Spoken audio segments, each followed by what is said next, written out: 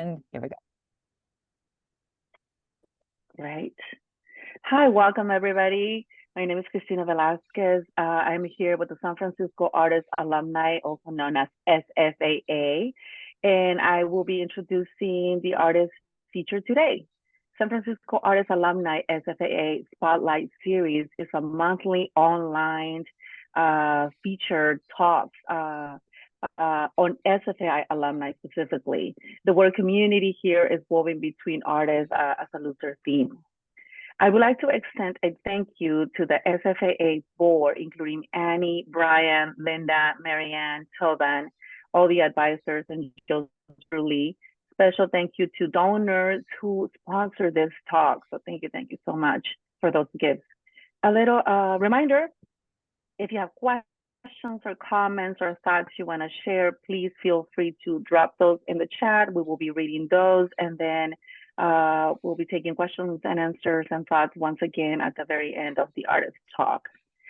Today's spotlight highlights the work of one of my colleagues, our colleague, Andrea Nicolette Gonzales, and I was actually going to pronounce her name Andrea, but I don't think she minds. All right, originally she's from Fort Worth, Texas. Andrea Nicolette Gonzales now lives and works in San Francisco, California after completing her bachelor's degree from Texas Wesleyan University.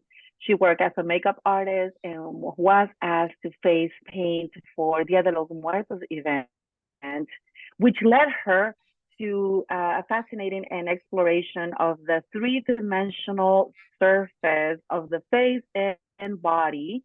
In 2014, she moved to San Francisco to attend the San Francisco Art Institute and graduated with a master's in fine arts degree in 2016. And she came in with a scholarship, so that's fantastic.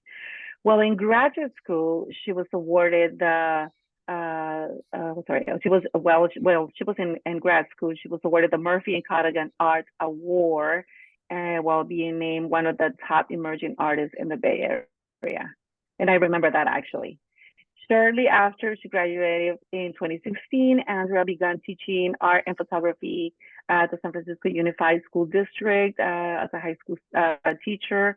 In the past 2 years, she has been completing 2 art residencies, studio fellowship and residency at SFAI and a residency at BUBEC in Prague. Following her stint in Prague, Andrea went to Austria and completed the World Body Painting Festival in installation art category, in which she placed second in the world. That's fantastic, Andrea. All right, Andrea has been awarded a San Francisco Arts Commission grant in 2022, which contributed to her solo exhibition titled Currency at the Mission Cultural Center for Latino Arts in San Francisco. It started in August, and it's going to be there the rest of the year. She has had her art at the most recently featured in the juried exhibition at the Dion Open 2023, which will be on view until January 2024. Please join me with a warm welcome for our SFAA Spotlight with Andrea Nicolette Gonzales. I'm so excited, girl. Take it away. Thank you. I just want to take a moment to thank everyone for this amazing opportunity. I'm so humbled to have the opportunity to talk about my work and to talk about how my experience at the San Francisco Art Institute has really shaped and paved my way to making the work that I do. So let me present. And I can zoom in a little bit more. I'm gonna mute you guys. So yeah, what I do, I paint directly on people. I paint on the skin of my models, and I integrate it with backgrounds. So sometimes the backgrounds are in this situation, it's in a community garden. Sometimes there are backgrounds that I create or installations, but my work consists of just painting on the human body. And I'm gonna go to the next slide. Here's another example of my work. So I just wanted to give you just first like an idea of what kind of work I create. And I photograph it.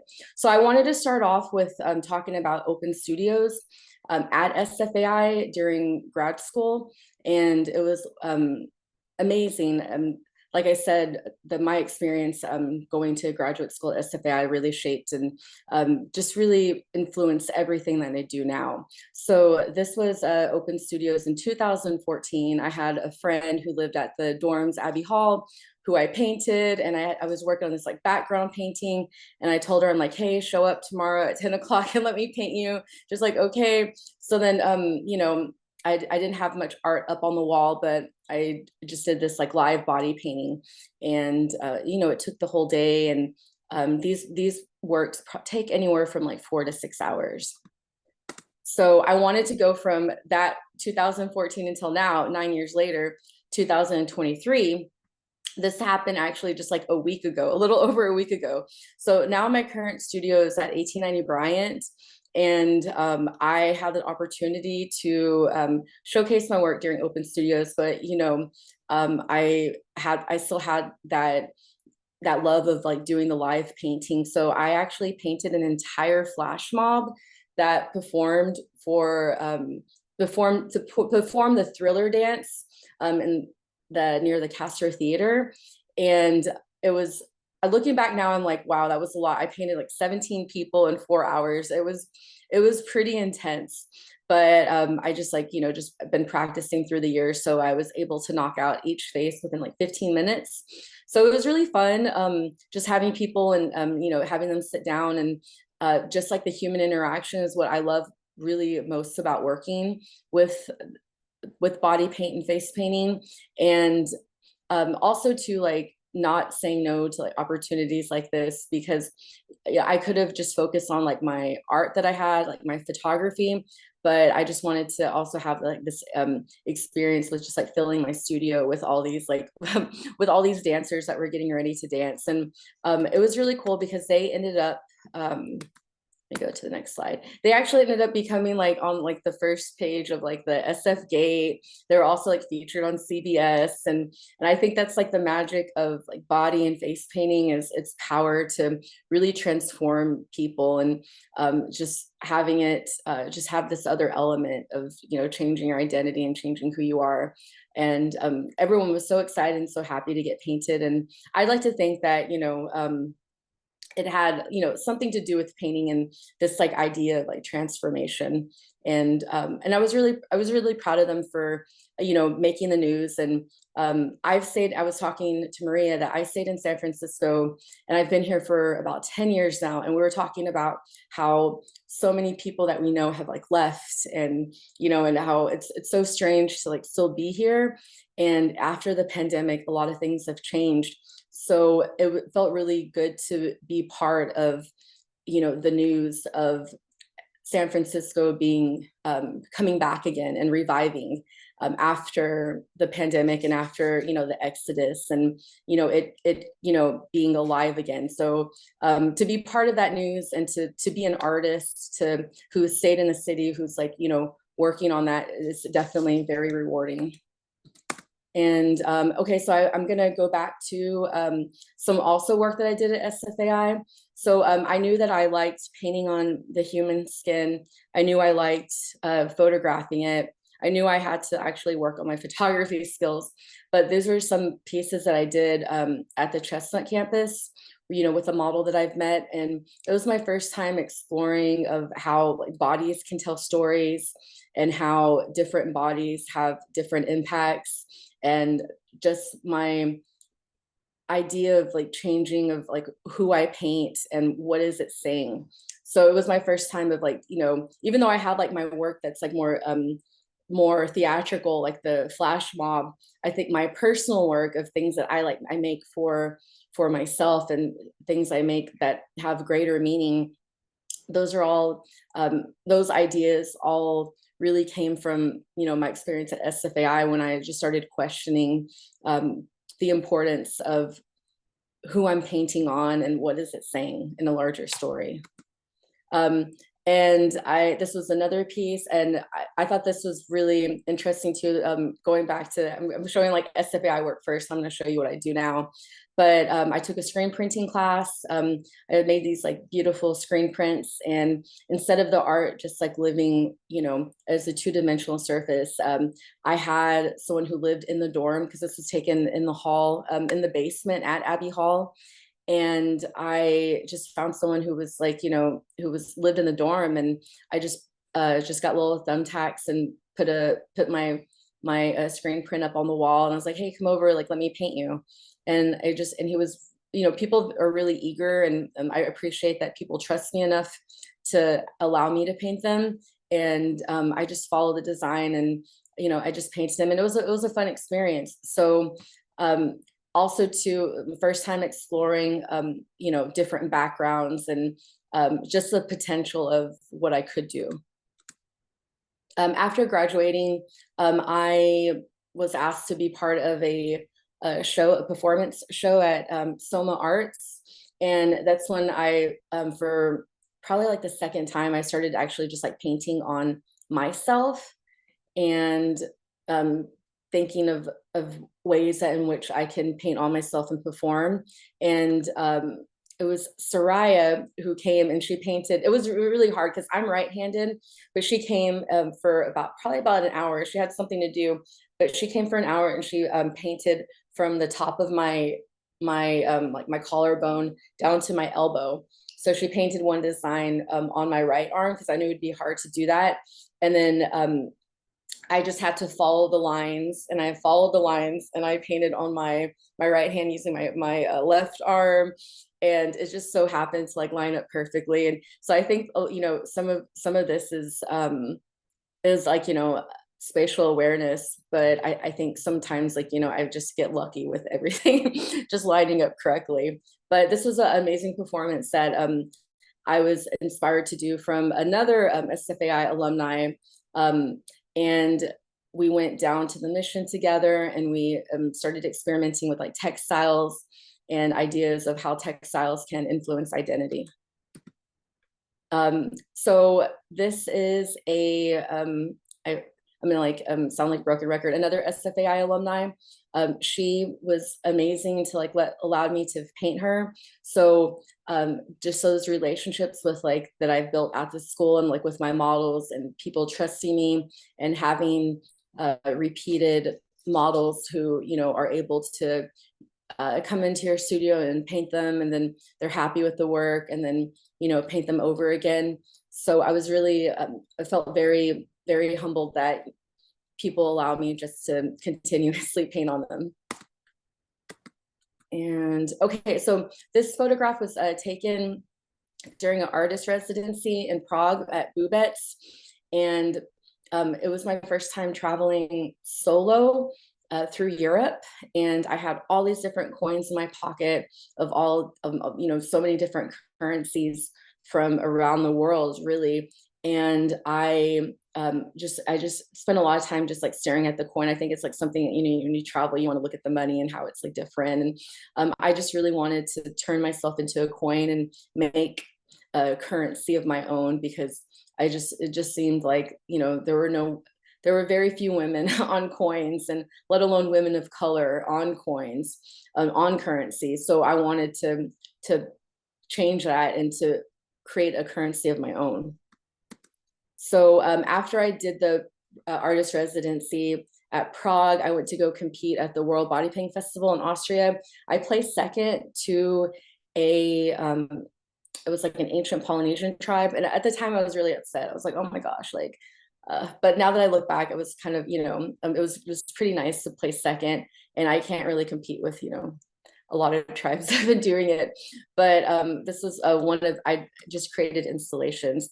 But just recently, I received a grant through the San Francisco Arts Commission to create a body of work in which I interviewed, photographed, and painted Latinx educators that work in San Francisco. So it was my first time in such a long time to actually have an artist studio in San Francisco. It has just been it's been really difficult for me just to be able to like stay in the city and work as an educator and be able to afford a studio. It's been really difficult. And so I was able to get a studio at 1890 Bryant, which is an amazing community, and I love it so much. But this was one of the first pieces I created in my artist studio. So yeah, just having a studio makes a world of a difference. I know everyone's art's different, but for me and like, painting people, I do feel I feel better having an actual like artist space, and not just a space, but I think it's the community and being able to like, knock on a door and ask someone if like, if there's anything that you need, or if, you can help each other out. But to me, having that community at 1890 Bryant has been, it's like priceless.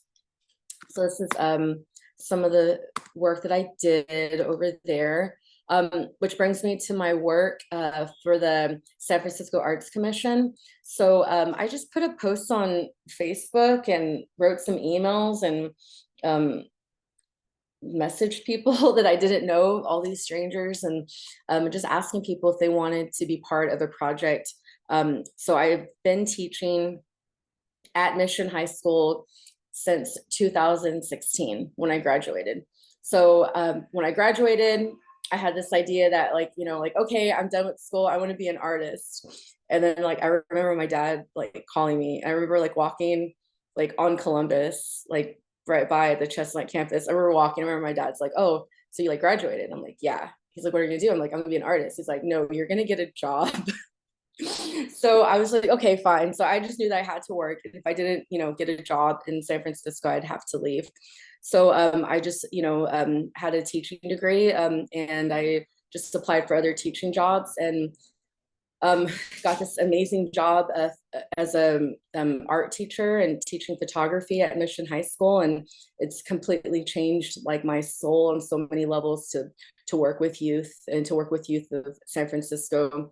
And so I've been part of that community for a long time, but having that community and being an educator, it's been so difficult navigating being a full-time teacher and having a studio practice, and just having the money to pay for a studio and art supplies when I've been living for so many years like on a very like tight budget.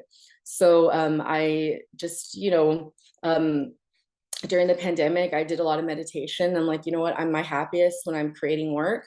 So even though I don't have money for a studio, I'm gonna just find it. So I started researching grants, and one of them was a San Francisco Arts Commission grant. It was a $20,000 grant. And I just, wrote up a proposal and applied for it, and I got it. And I was really happy. And so with the grant, I spent a lot of time this past year in the summer just interviewing and listening to other Latinx educators that work in San Francisco. So who you're looking at now, this is a dance teacher. His name is Alejandro Ledesma. He taught 5th grade for, I believe, like 6 years, and then now he's a full-time dance teacher. Wonderful person. So I initially invite them to my studio, and we talk for about an hour or two, and I record it, and we just talk. We talk about different things. I ask them like, what inspires them, and it's really amazing because it just gives me a chance to listen. I'm like, it's so nice just to listen to other people and ask them questions, and you find out so much about yourself, about so many other things too. So he just told me the story of like, when he was like, how he loved dancing, and him being gay, and him not wanting his family to know that he was like a dance major, and how he didn't feel comfortable, sharing that with his family, and how his favorite music video was Michael Jackson and Janet Jackson's Scream, and how he would watch it and dance all the time, like by himself alone in his room. So we sat down, we watched the music video together, and we took inspiration from the music video to create the design on him. And I just really wanted to honor him. He just started, we started playing music, and he was dancing in the studio. And then that's when I took these photographs. So when I had these art exhibit honoring the Latinx educators, I really wanted to create a piece that really talked about their story, their personal story in life, and just create a piece where they feel very proud. And I wanted just to honor them. And that's what I did with these images. And I'll show you more. This is another educator. Her name is Araceli, and she was born and raised in the Mission District. She teaches at the elementary school that she attended. And she is very, very passionate about community involvement and working, and very passionate about the Mission District and about serving the youth. And she had such a beautiful, vibrant personality that after talking to her, we just started talking. And then the next time she came, I just wanted to create something that like really honored her energy and her aura. This is another educator, Mr. Velez, and he was an attorney, and he left being an attorney, and he bought a house in the Mission. And he said even though he made a lot of money, he wasn't happy, so he like quit his job, and his house is actually right by 1890 Bryant, and he just went walking. He's like, I want to help kids go to college. Like I want to have a job, and I want a life of greater meaning. So he just quit his job, and he just went walking straight to Mission High School from his house. And he like walked in and he was like, can I volunteer? Can I please just come in and volunteer? So he started off just volunteering a few days a week. And then after volunteering, he started teaching. He was like, okay, I can start teaching. He just taught like 2 classes. Now he teaches full time, and he's the reason why Mission High School has like a record-breaking number of students who got accepted into UC Berkeley, because he works with kids. He helps them with their college application. And since he's been at Mission High School, he's gotten thousands of students into college. And to him, one thing that really stood about his interview with him is that he just wanted to, it's all about giving people a chance. He's like, I don't know if these students are going to finish. I don't know what they're going to do, but if I could just give them the chance, and even if they go to, a place, an institution like Berkeley, even if they have just a semester of experiencing that, like, I feel like I did my job. I want to just give everyone an equal chance. So he was pretty amazing. But this was at the Mission Culture Arts Center, the actual exhibit. So you kind of get an idea of space. I had about like 30 pieces, 31, but beautiful, beautiful, beautiful building. Completely honored that Martina Ayala was wanting to host me and host the art. She's also a retired educator, so she felt very passionate about having this exhibit that honors Latinx educators to have like a greater discussion on racial representation in the classroom, and why it's important that as a person of color, that you have someone that just looks like you when you're in a classroom. What does that do to you? Why is it important to be able to identify with the person teaching you? So this is this is like the first image, and I really like this image. She was telling me that during the pandemic, she took a sabbatical, and I asked her, I was like, why did you take a sabbatical during the pandemic? And then she was talking to me and telling me how her father passed away, had terminal cancer and passed away. And she started telling me these stories of her father while in our interview. She was like, one of them was he would drive around and he'd see like nopalitos, like cactus that you can eat. And he'd be like, oh, that's great. Like, we need to go get that. And then she was laughing. She was like, as a kid, I didn't realize what we were doing was illegal, because we would just go on people's properties and take their cactus, and we'd go home and eat it. But she just told me all these stories. And she was like, I would always be so embarrassed. Like, oh, Dad, why do we have to be so Mexican? Like, why are we doing this? And we were just laughing about these like embarrassing stories. So I wanted to create this piece for her that really honored her father, as well as honoring her, and to have like a conversation about just like legacy, and how things that experiences we have and how we can like honor our elders and, you know, people that like are no longer with us.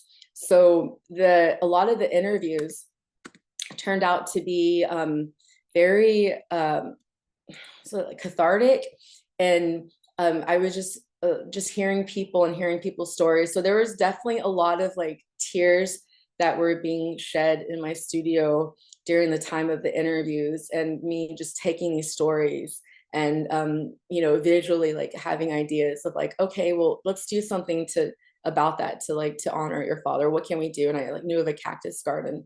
So it was a wonderful experience, to say the least. It was great. It was great. And then just spending my entire summer as an educator and bonding with other educators. It was wonderful. So that was more of a recent project, but this is something I did in my studio, SFAI, where I just went to Trader Joe's off, first at Trader Joe's off of, you know, California. I just bought like some flowers and some bananas, and I just started experimenting, painting them.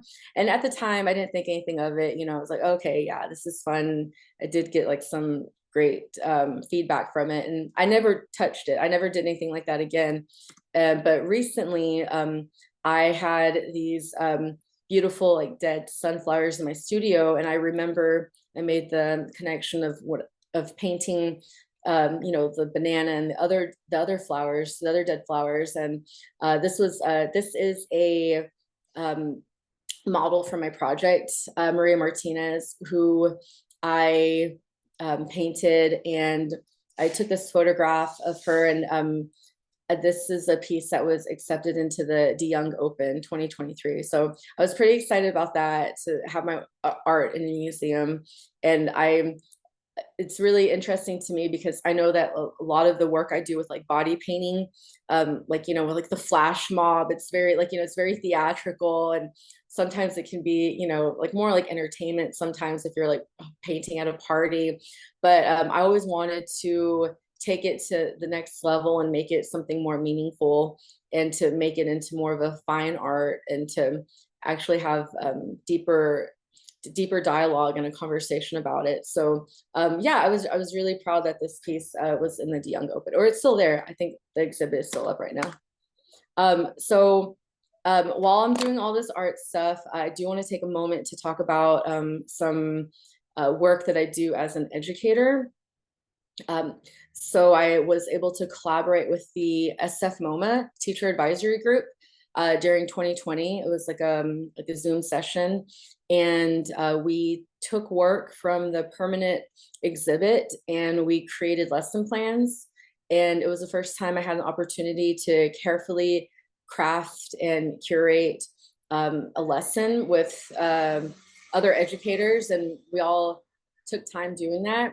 So one piece I was always very inspired by that I teach every year is this piece like by Penelope Imbruco. It's Sunsets. And she went to the internet in 2009 and Googled what is the most searched image. And the most searched image on Flickr in 2009 was sunsets. So she went in and she printed out all the different sunsets from like all over. And the sunsets are existing without necessarily like there's no person in them. We don't really know where it is. They exist on their own. And she printed them out, and this was like an installation. So I really love this piece for so many reasons. And I wanted to create a piece similar to that, but and somehow involved like my students who were in distance learning. And it was such a weird time to be alive, with like the sun turning, like the sky turning orange, being in San Francisco that day. And then, you know, having these kids who log into Zoom every day, and they're like, it was so sad. And I wanted to, you know, really think about how I could create a lesson to have some type of joy. So I had the students like tell everyone, okay, right now I want you to say logged in, but I want you to set a timer. I set a timer for like 15 minutes. I want you to go outside and take like 20 photos of the sky. Wherever you are, take a photo of the sky. And they all stopped and they took photos of the sky at that time. I was like, okay, so now what I want you to do is I want you to upload it on this like Padlet. And they were all uploading it and they're all commenting and they were like, okay, oh, I know where that is. I see where that person is. Like, I recognize this. And they had to go and give, you know, everyone feedback on their photos. So then I had them upload their photos, and I went to Walgreens and I printed out like hundreds of photos of the sky, like hundreds of photos. So on the last day of school, they gathered and we found this wall on Valencia that anyone can go and, like, you know, post billards or just anything, posters. So on the last day of school, I had them come in and not necessarily pick their photo, but just pick any photo that they were like drawn to. And I had Gorilla Glue, and we prepped the wall. We painted the wall blue, and they came in on the last day of school, and it was the first time that they met in person for the entire year, because there was a year of distance learning. So I had so many kids come out, and it was so cute, and they loved it. They loved that they were able to meet each other for the very first time. They were able to like glue their photos to the wall. And I wanted, it just turned into a beautiful project of like, well, we were all far apart, but at that one time we were all together because we're all under the same sky. So let me show you some more. So this is like the final project of all the students where they were at that time, taking photos of the sky. And I wanted to have a way of like, as to show that we're all together. And that piece actually just got accepted to the sky project, photos of the sky. It just recently got accepted at the National Art Educators Conference. So I got an email Friday. I was pretty excited about that. So I'm going to present that at the National Art Educators Conference in Minneapolis this year. And yeah, so I'm going to teach that, and I'm super excited about that. So that's more of like my teaching practice, and working like collaborating with Art 21 too. Art 21 is such an amazing organization, and to be an educator for them has just been life-changing, like completely life-changing. I love the people at Art 21. So just, you know, collaborating with the MoMA, collaborating with Art 21, you know, and working creatively to teach has really sustained me and helped me stay in the classroom, I think, for as long as I have. And yeah, so any way that I can combine and somehow use like my knowledge of conceptual art and integrate that into a curriculum for like high school students in San Francisco is something that really brings me joy, and it's very creative. It's a very creative field for me that I enjoy. This piece right here is probably one of the longest body painting sessions that I've done. It took me like, I don't know, like 8 or 9 hours. I painted a mother and daughter, and it was just, they came in and they had, they said that they were like, they wanted to work with textiles. So the mother from her native town in Mexico brought all these textiles that she got from her hometown, and they came with like I think they had like 2 trash bags or 3 trash bags full of all these textiles, like blanket covers and pillow covers and like a headboard cover for the bed. And yeah, they just showed up to my studio, and we just I just emptied out all the textiles and started pinning them to the wall, and we're like, okay, we can work with this. And I just started painting them, and it was such a beautiful experience. I'm really close to my mom, so it was really nice to be with like another mother-daughter and to really honor the beauty of like of a mother-daughter and the love and the bond, and to be able to honor like native textiles from her hometown. It was a wonderful experience. So you might see this photograph from the advertisement from the artist talk today. And I think that is it.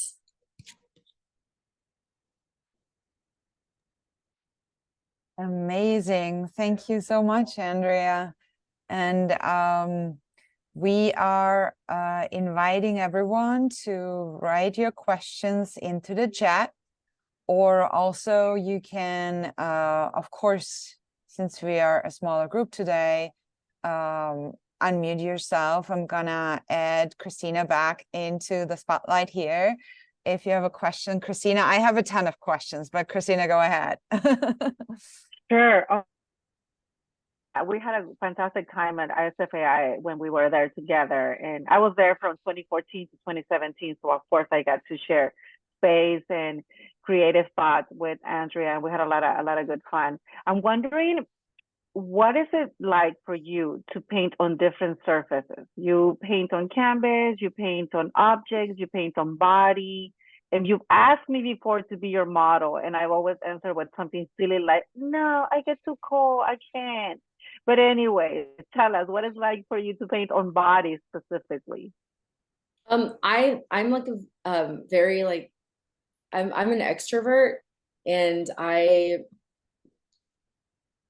love, and I think that's probably why I've been teaching for this long, is I thrive with being around a lot of people, and it's so just part of my personality. So I prefer to interact with someone who I'm painting, and to have that, you know, those few hours of time where I'm painting on them. To me, it's more interesting than painting or spending time alone in the studio, which I do both. But I enjoy working with people. I enjoy talking to them. I enjoy like listening to them. I enjoy asking them how their day is. I enjoy making work that's like crafted to them. Excellent. That's wonderful. Maria, you have a question. Many questions, I think it was exactly that. That's going towards my question, and then we have a question in the chat. You're going to be right next after me. So I have a background in psychotherapy and psychology, right? So of course, when I'm listening to you talking, not just about your work with students, but also with your work with models, I feel like they have such a huge therapeutic impact, the interventions that you're doing, right? Be it with like the flash mob, even in San Francisco, right? A city that was like declared dead, you know, and risen from the dead, and also with the students, but also with the models, and especially educators and ex-educators. I feel like, has there been a thought in you know, in your mind about, like, you know, that the mental health aspect of the work that you're doing, and also the skin is such an intimate body part, right? And it's so close to, you know, a person's emotional expressions, like especially, you know, the facial expressions, but also like it's, you know, it's so closely linked to the brain also, right? So I was just wondering if what thoughts you have about mental health and psychology and the therapeutic aspects of your work. That was a very long question. Sorry about that. Yeah. Well, I think that's really important. And I feel like what I do as an educator also is really therapeutic too. And like with bringing the kids together and giving them a chance just to interact and talk to each other for like the only time in the entire school year. Obviously it's not enough. And the pandemic did do a large, you know, played a negative impact, and you know, that year that they were apart. But I think that it was very therapeutic for a lot of people to have been painted. One model in particular doesn't like anything on her face, but her father passed away, I think, like, was it 6 months before? And when we were doing her interview, she just like cried. She was just crying a lot because she's just still going through so much grief with her father passing away. And she said that when she would step outside her window, she would see all these like hummingbirds, and she lived in the house for like 23 years and she's never seen like flocks of hummingbirds. She said it happened like right after her dad passed away. So we painted a hummingbird on her cheek and did it, and did a style that was kind of similar to, like, you know, some El Salvadorian textiles. And she was just really happy, and she was like, I can't believe I did this. Like, I just wanted to do this, not for me, but just to honor my dad. So I do think that there is some healing aspect to it. And I think as much as the other people are healed, like, I'm also touched by it and healed in a lot of ways too, of just feeling connected. Yeah, that was my other thought about how much healing also happens for you in that interaction, right? Yeah, I definitely like felt like the isolation during the pandemic and doing things on distance learning. And I was like talking to you, like I live right by SFAI, and just to see the school close and to see like, you know, I think that there is still a lot of sadness around that, around this institution closing, and to still live in a neighborhood where that was so close to it, and to be here every day and to act like I don't like, am I supposed to like forget about it? Like, you know what I mean? Like, Yeah, it's so much, it's so many emotions. And so like when I do this work with painting on the skin, like I said, I don't think it's for them, but it's also like for me, so I can feel connected to other people. We have a question from Lauren Bechera. Incredible breadth of work, Andrea. When painting people, they become a live canvas. Does their aura or personality ever shift your artistic vision as you're painting them? I think people's energy does like shifts when I paint them, depending on what they're getting painted as. Like I think like if I'm painting them something like beautiful, yes, but like if somebody wants to like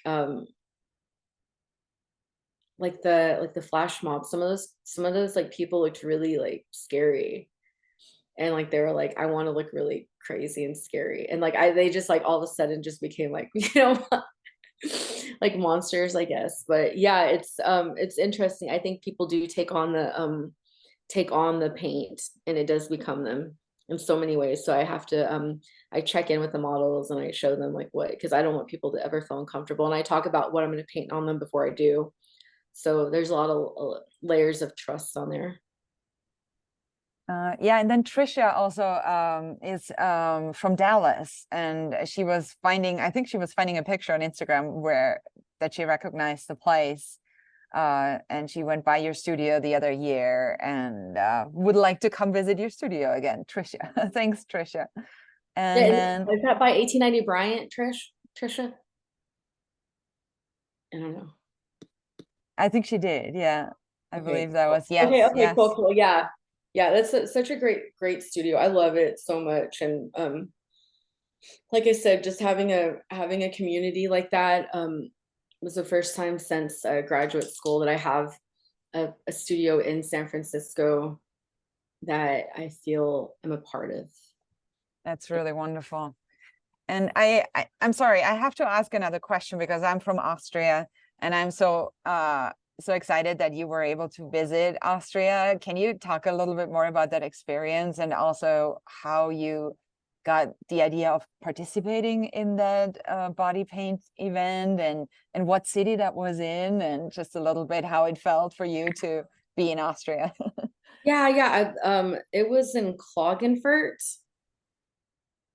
So that's where the World Body Painting Festival is, and it's like you have to fly into Slovenia, and so I flew in, and then you have this like beautiful bus ride to like Klagenfurt, Austria, and so people from all over the world fly in to go to Klagenfurt, Austria for the World Body Painting Festival.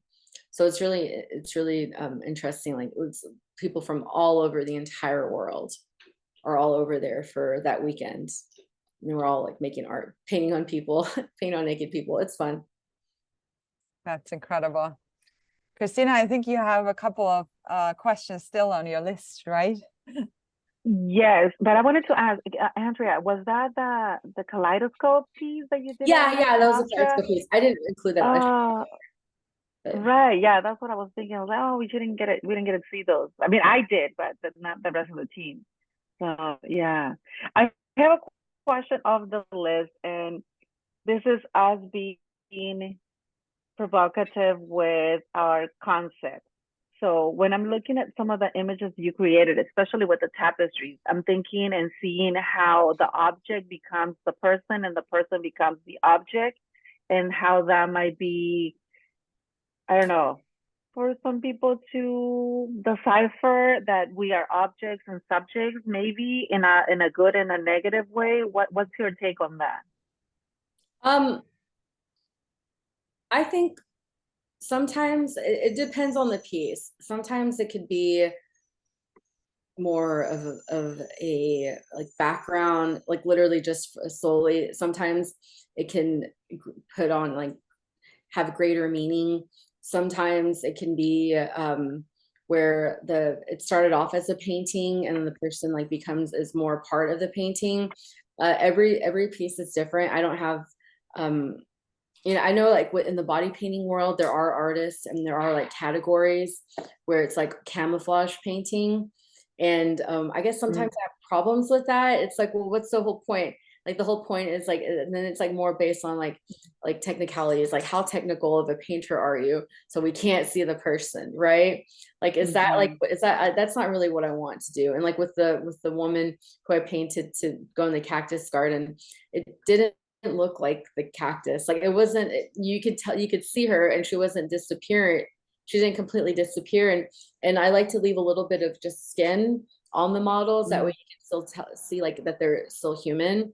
So personally, I don't like to just completely camouflage someone where they're like hiding and it's like, oh, is that a person? Like, I don't know. I guess that's kind of silly for me, like to think about like, that type of concept and to only make art where everyone's like, well, where's the person? Like, but I like to still like have elements of the person being with the background. And it also depends on the background. Like, what is it, what I'm trying to say with the piece? So that's a really great answer, because I hadn't even thought about the camouflage aspect. And I do know, I do know that Andrea is very respectful of the models. I remember when we were, out of all people, with models, were the only one who said, I like to pay my models. Their time is their space, is their body. So yeah, your answer is brilliant. And it's also very much in line with who you are as a person and also as an artist. So thank you for that, Andrea. Are there any questions or any other thoughts that were?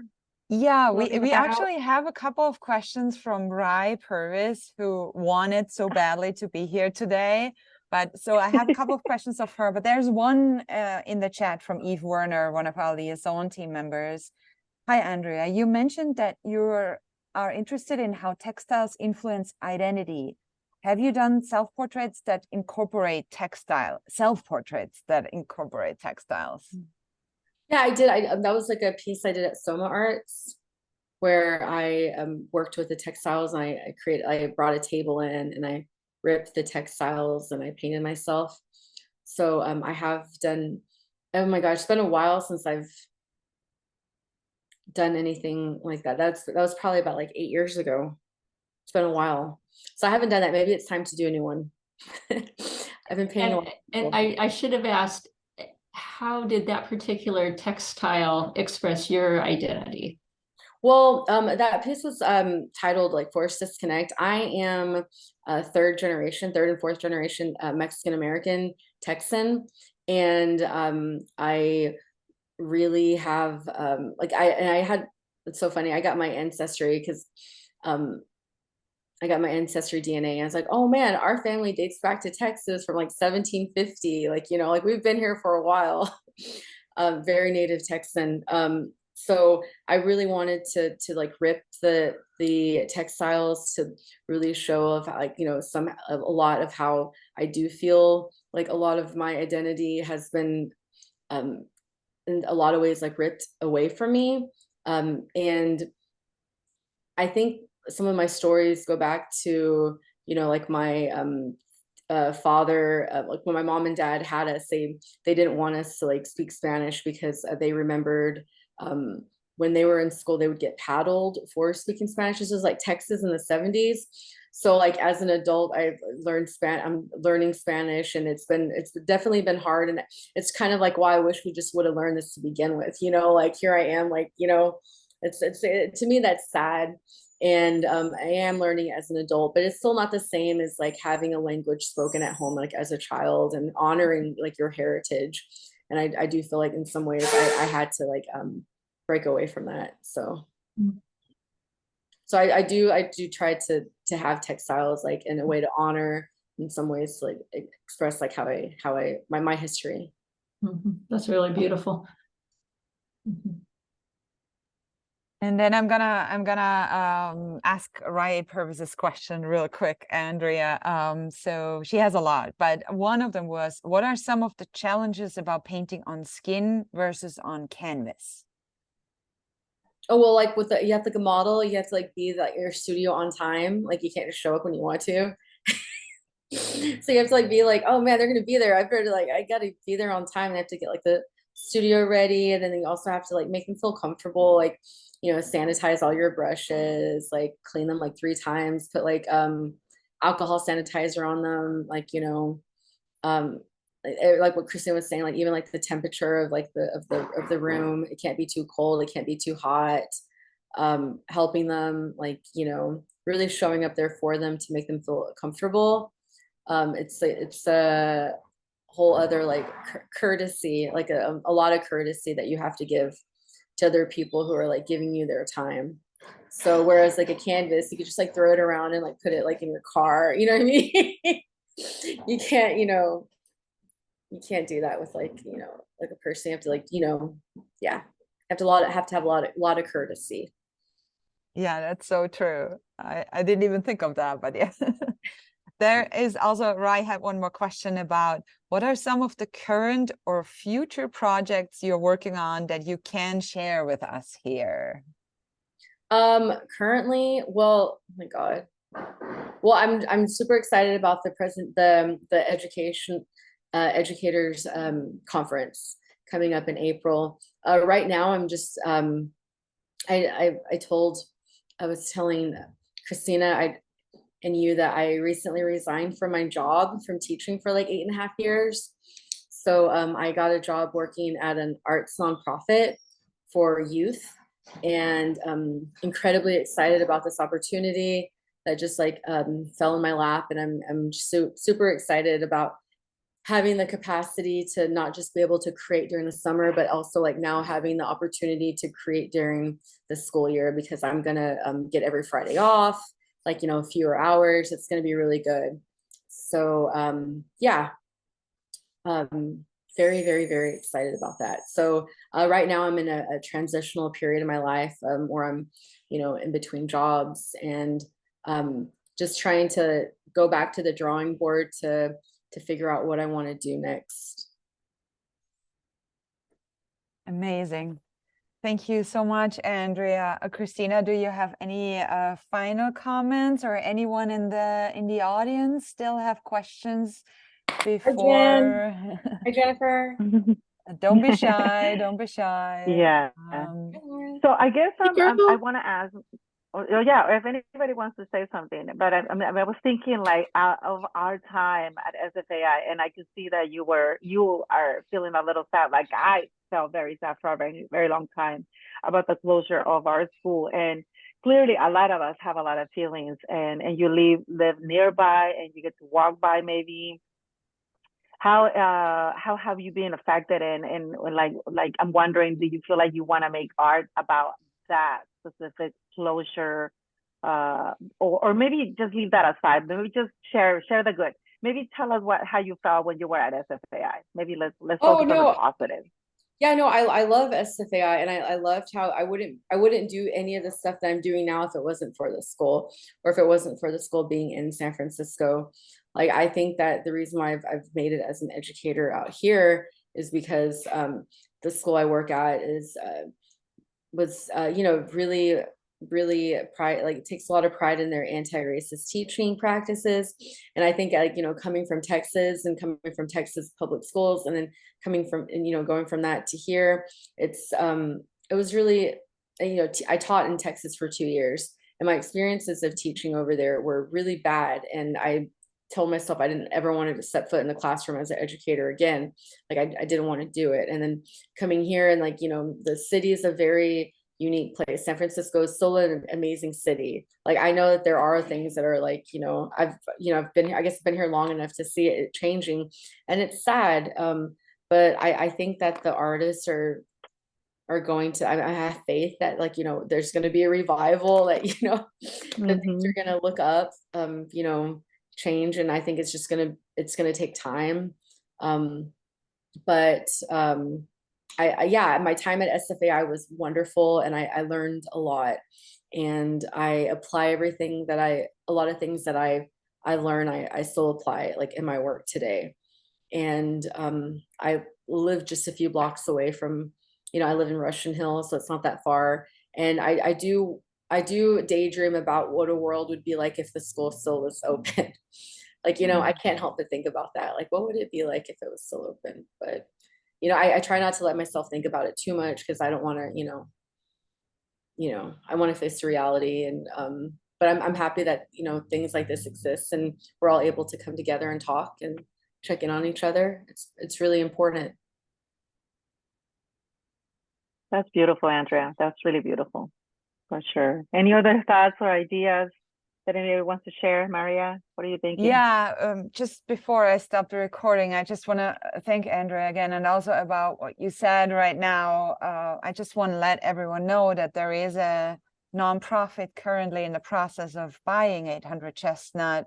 It's a project that Laureen Powell Jobs is involved, and they are right now trying to get a rezoning done, so it would be possible for an unaccredited school to be there.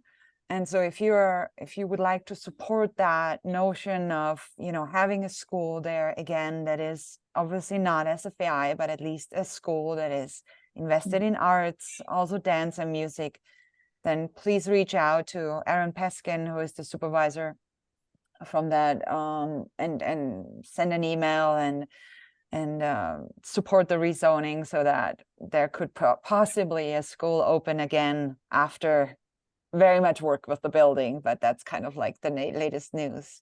But yeah, thank you again so much, Andrea. This was just so wonderful also to hear from a fellow educator about all the work you have done. So thank you so much for all of that. Thank you, Christina, also an educator, for doing a wonderful introduction. And thanks everyone for coming today. I'm going to stop the recording now, and then we can say hi to everyone. All right. Yeah, and thank you. I just want to thank everyone. I said it before, but thank you again for this opportunity. I really appreciate it. Thank you.